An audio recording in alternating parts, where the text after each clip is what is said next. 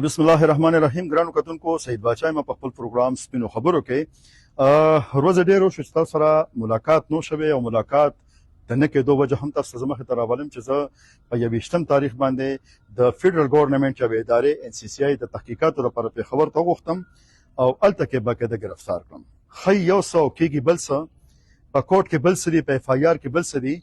هغه باندې به ان شاء الله مونږ بل ویلا کو چې غټول وضاحتونه ماته په کوټ کې راشي. هغه نفس پتاو سره ځل کې بیاغه سيزونه مخ ته एकदम چې لکه ډېر وجوهات سو خو لکه زمانه انویسټیګیشن کې د انجمن دیندار تاسو هم شو دلته کې په ما باندې الزامات ولګي. دغه الزامات په کوټ کې صفا کېږي. زه په ضمانت باندې اوبر وزما جیل تیر ک ضرورت هم تاسو مخ ته ودرېدم.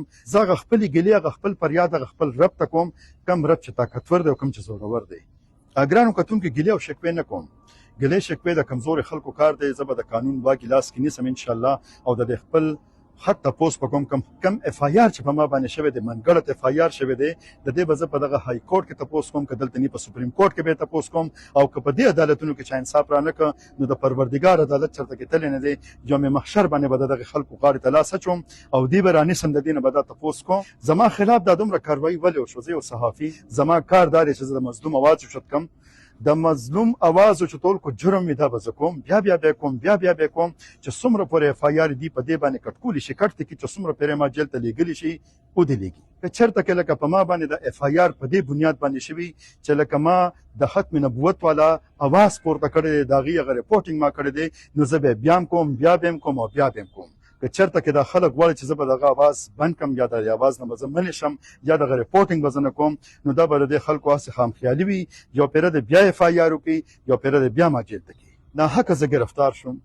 په ما باندې په سلور غنټه کې دنه انویسټیګیشن هم شو. په سلور غنټه کې دنه په دغه انویسټیګیشن باندې لیګل هم شو.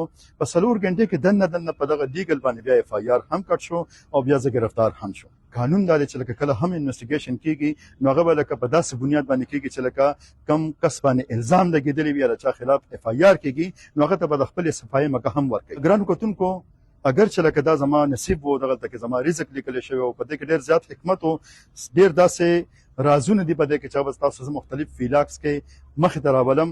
خو دلته کې صرف یو خبره کوم. ډېرې مسلې د ګرانو کتونکو چې په دغه وګوروځه کې ما ولیدې اکثر چې مونږ جیلونو ته لړ شو افسران را سره ویل ته کې جیلونو کې مونږ ته داسې کې ځان مخ ته کې چې د هغې نه مونږ که پښتنه هم کو نو مونږ ته صورتحال مخ ته نه راځي چې هغه الته کې وی او یا د هغې ښکار وي.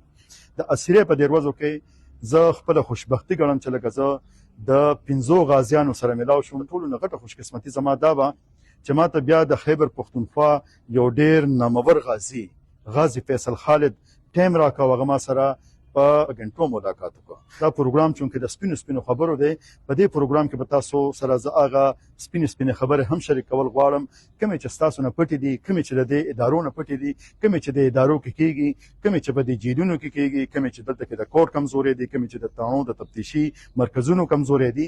هغه کمزوري به تاسو ته مخ ته راولم او دغه کمزوري به مونږه حکام ته هم مخ ته راوړو چې هغه په دې باندې کار وکړي چې څومره بې ګناه خلک په دې جیلونو کې ناست دي چې کم از کم هغه ته ریلیف ملاوي شي.